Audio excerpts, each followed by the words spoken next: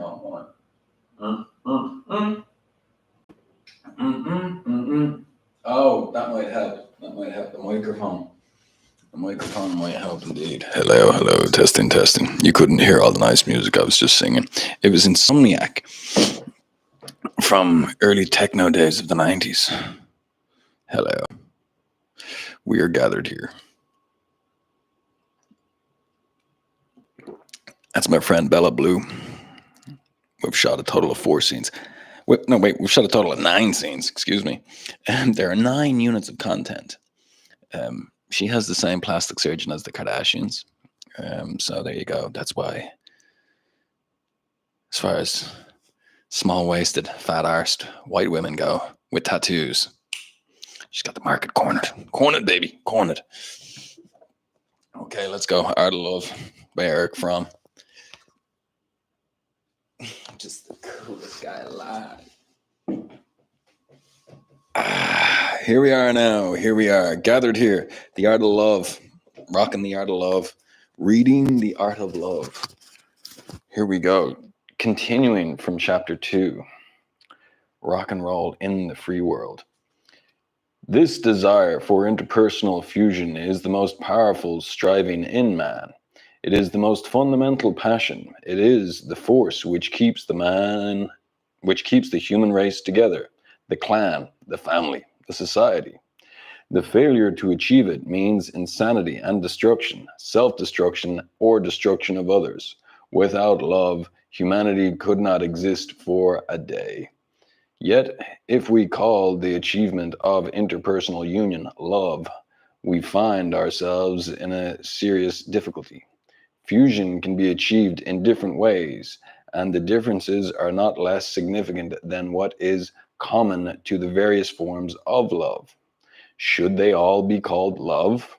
Or should we reserve the word love only for a specific kind of union, one which has been the ideal virtue in all great humanistic religions and philosophical systems of the last 4,000 years of Western and Eastern history? As with all semantic difficulties, the answer can only be arbitrary. The answer, as with all semantic difficulties, the answer can only be arbitrary. What matters is we know what kind of union we are talking about when we speak of love.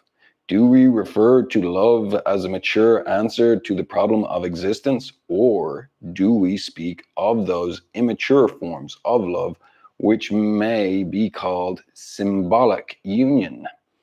In the following pages, I shall call love only the former. I shall begin the discussion of love with the latter. Symbolic union has its biological pattern in the relationship between the pregnant mother and the fetus. They are two, yet one. They live together, symbiosis. They need each other. The fetus is the fetus is part of the mother. It receives everything it needs from her. Mother is its world. As it were, she feeds it, she protects it, but also her own life is enhanced by it. In the psychic symbolic union, the two bodies are independent, but the same kind of attachment exists physiologically.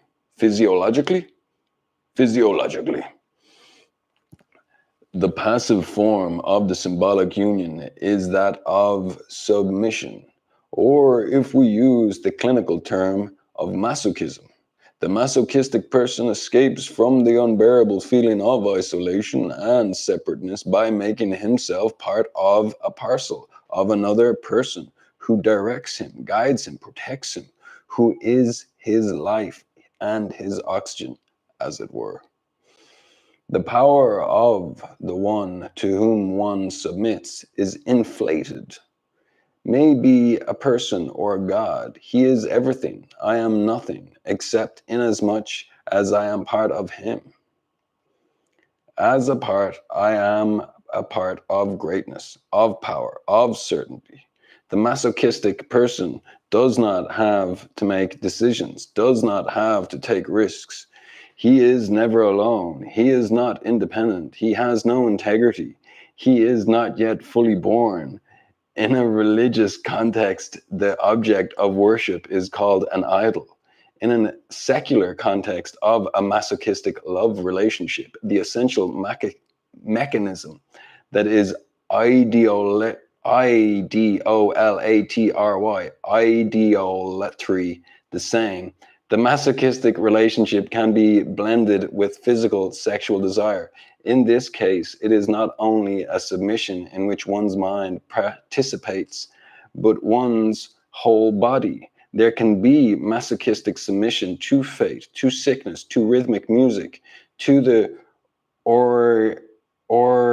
organistic state produced by drugs or under hypnotic trance.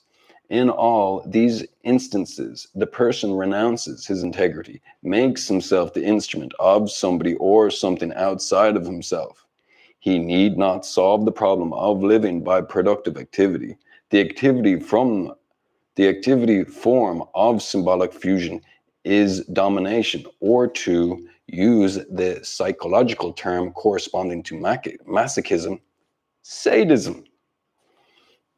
The sadistic person wants to escape from the aloneness and his sense of imprisonment by making another person part and parcel of himself. He inflates and enhances himself by incorporating another person who worships him.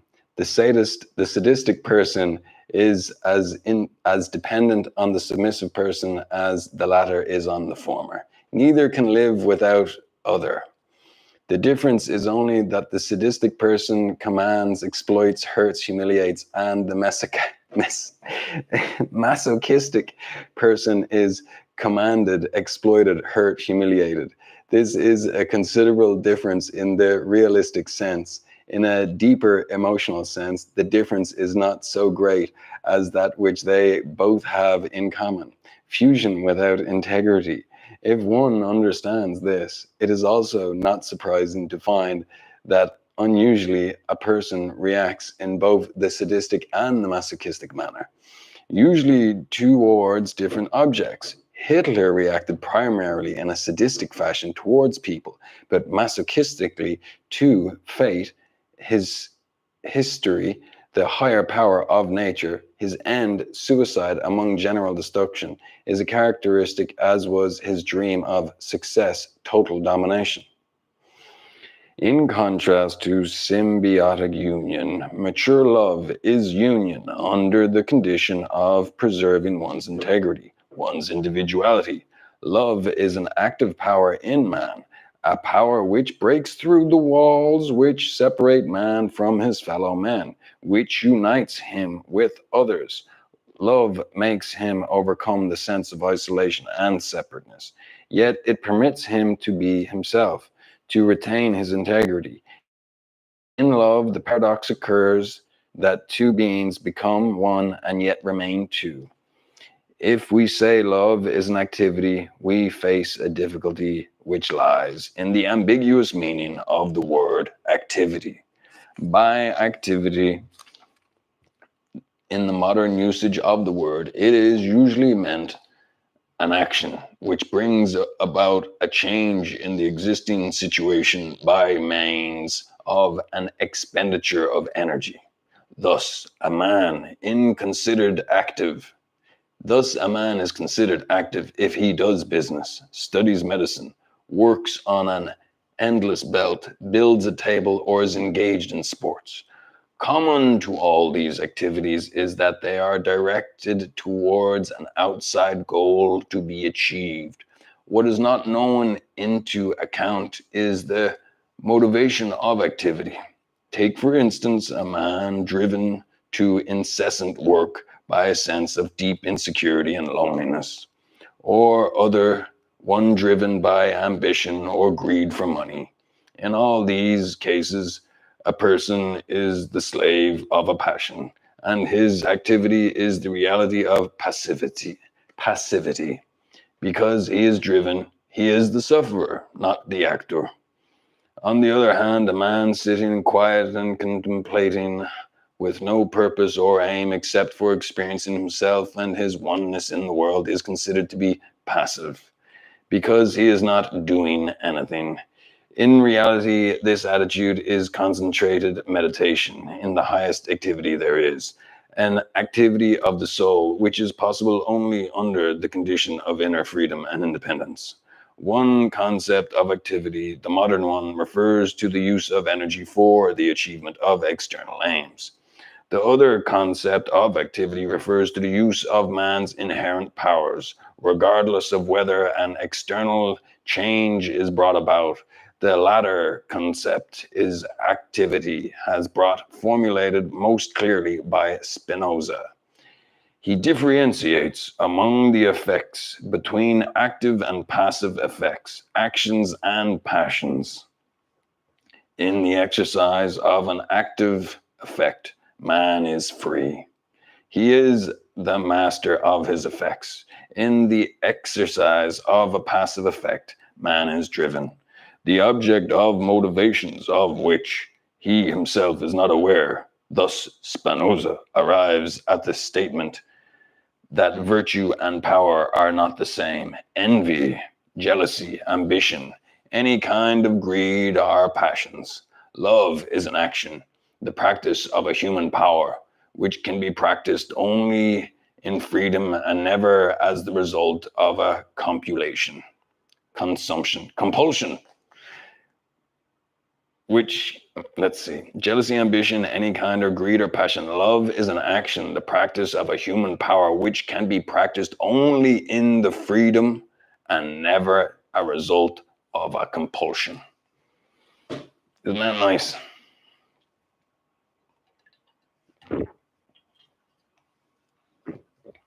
Mm.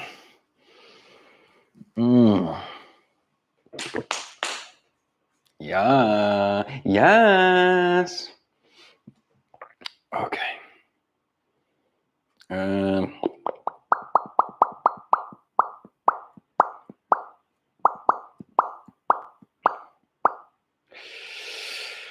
Love is an activity, not a passive effect. It is a standing in, not a falling for. In the most general way, the active character of love can be described by stating that love is primarily giving, not receiving. What is giving? Simple as the answer to this question seems to be, it is actually full of ambiguities. Ambiguities. I know what I'm saying. I can use my mouth words. And complexities. The most widespread understanding is that which assumes that giving is giving up, something being deprived of, sacrificing. The person whose character has not developed beyond the stage of a receptive, exploitive, or hoarding orientation experiences the act of giving in this way. The marketing character is willing to give, but only to exchange for receiving. Giving without receiving for him is being created. Without receiving for him is being cheated. People whose main orientation is a non-productive one, feeling giving as an fuck me. The marketing character is willing to give, but only in the exchange for receiving. Giving without receiving for him is being cheated. People whose main orientation is not a productive one, feeling giving as an impoverishment.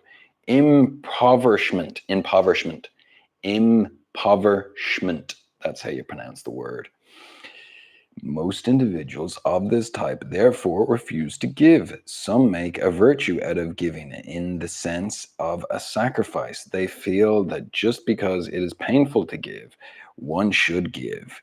The virtue of giving to them lies in the very act of acceptance of the sacrifice. For them, the norm that it is better to give than to receive means that it is better to suffer deprivation than to experience joy. For the productive character, giving has an entirely different meaning. Giving is the highest expression of potency. In the very act of giving, I experience my strength, my wealth, my power. This experience of heightened vitality and potency fills me with joy. I experience myself as overflowing, spending. Wait a second. Overflowing, spending, alive, hence as joyous. Giving is more joyous and receiving not because it is a deprivation, but because in the act of giving lies the expression of aliveness. It is not difficult to recognize the validity of this principle by applying it to various specific phenomena. The most elementary example lies in the Sphinx, in the sphere of sex. The accumulation of the male sexual function lies in the act of giving. The man gives himself his sexual organ to a woman. At the moment of orgasm, he gives his semen to her. Lucky ladies there, eh? He cannot help giving it if he is potent. If he cannot give, he is impotent. Yeah, that's. Let me tell you something, boys. Anyway, 6 batches a day, 6 batches of brilliance a day. Your boy right here. God bless. Thank you, Lord. Thank you, Lord Jesus. Paying the bills. Thank you, Lord Jesus. Okay. For the women, the process is not different, although somewhat more complex. Of course it is. Anyway, okay, I'll stop the commentary, all right? Jesus.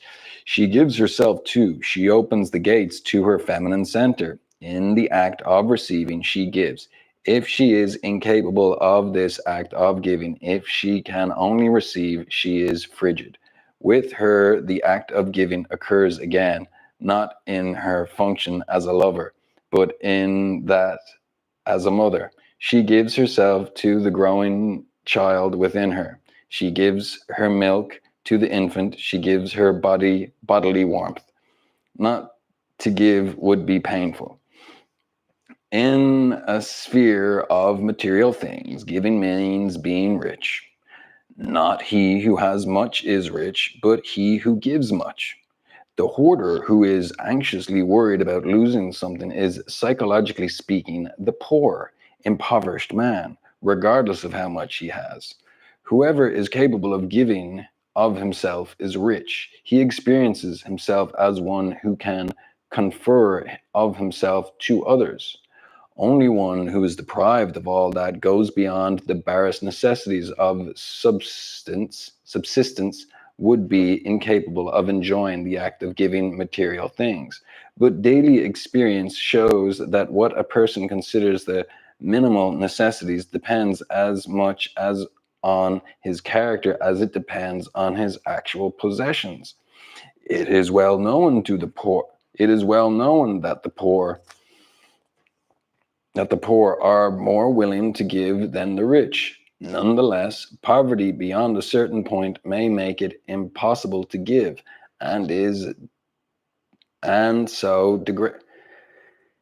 Nevertheless, poverty beyond a certain point may make it impossible to give, and is so degrading, not only because of the suffering it causes directly, but because of the fact that it deprives the poor of the joy of giving.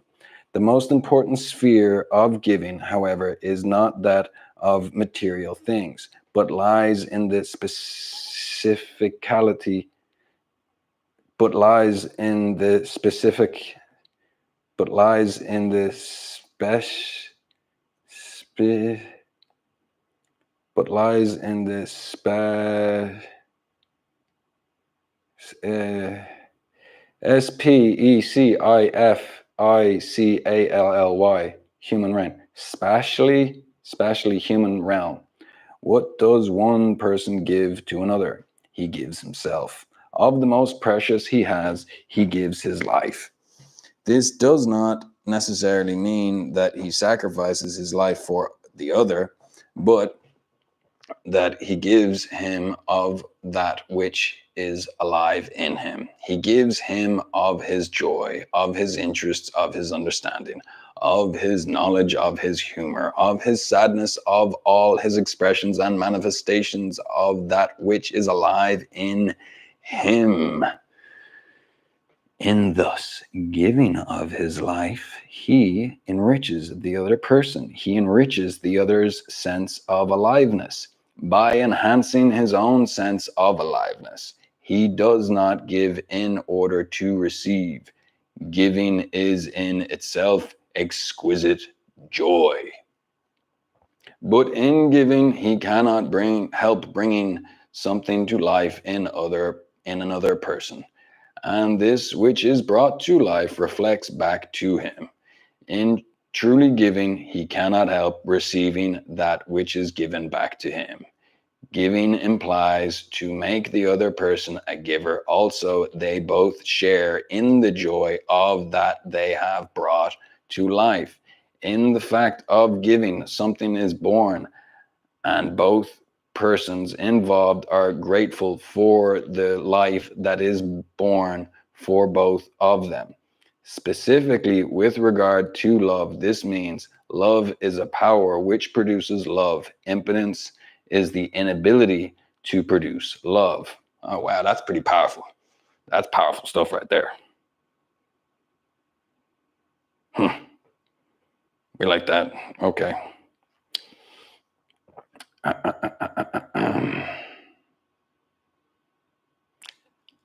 Specifically, with regard to love, this means love is a power which produces love. Impotence is the inability to produce love. There you go. All right. This thought has been beautifully expressed by Marx. Assume, he says, man as man.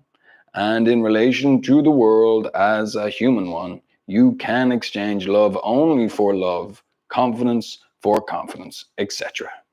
If you wish to enjoy art, you must be an artistically trained person. If you wish to have influence on other people, you must be a person who has a really stimulating and furthering influence on other people. Hang on a fucking second. That was a little bit of a mouthful there. That one. That's what she said. If you wish to enjoy art, you must be an artistically trained person. If you wish to have influence on other people, you must be a person who has really stimulating and furthering influence on other people. Every one of your relationships to a man and to nature must be a definite expression of your real individual life corresponding to the object of your will. If you love without calling forth love, that is, if you love as such does not produce love, if by means of an expression of life as a loving person you do not make yourself a loved person, then your love is impotent, a misfortune. But not only in love does giving mean receiving. The teacher is taught by the student. The actor is stimulated by his audience.